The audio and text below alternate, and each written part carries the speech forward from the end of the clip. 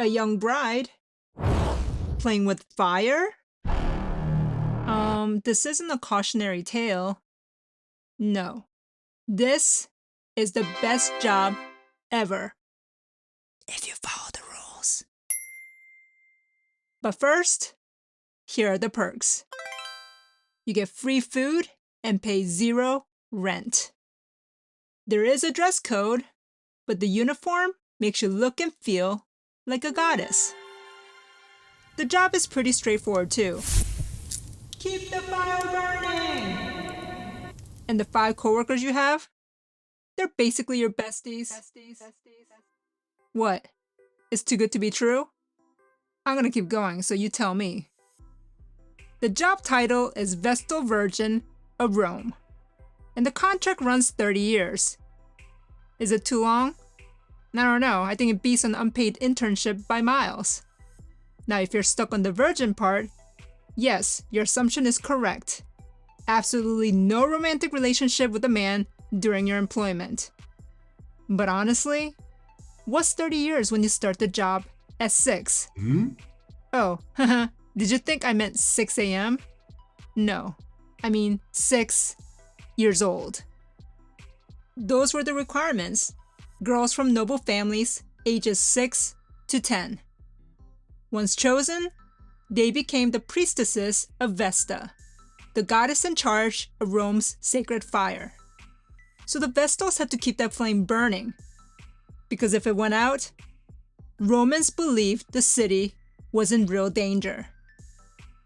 The girls had to leave their families and move into the Vestal residence.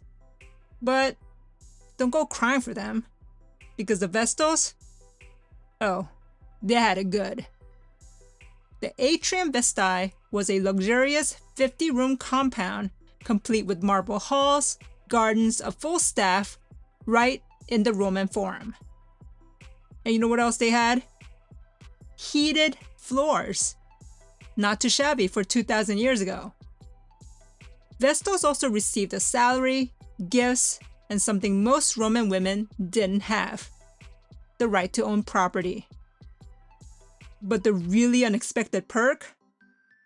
Front row, reserved seats to the gladiator games. The holiest women of Rome were apparently fans of extreme sports. Why not? And people treated them with enormous respect. Seeing them in public was considered a blessing. And even centuries later, the Vestal image still held a certain allure. Noble women wanted to be painted like them, and the artists delivered. So all in all, not a bad gig for a woman in ancient Rome, right? Well, that depends on who you ask, because if Vestals represented the safety of Rome, Rome made absolutely sure that they followed the rules. And when a Vestal was accused of breaking the vow, the punishment was this. Roman law forbade shedding a Vestal's blood, so the Romans found a workaround. They led her to an underground chamber called the Field of Wickedness, gave her a small lamp, a little food, some water, and then they sealed the entrance. In other words, Rome let nature, or the gods, handle the rest. Most Vestals completed their 30 years without incident, and when they did, they retired with wealth and honor. Did they marry? Most didn't. I mean, why bother? They had money, and they had independence. But what if I told you there was another job where you disappear from normal life and got paid for it? Ornamental hermit. I'm not making it up. This was a real job.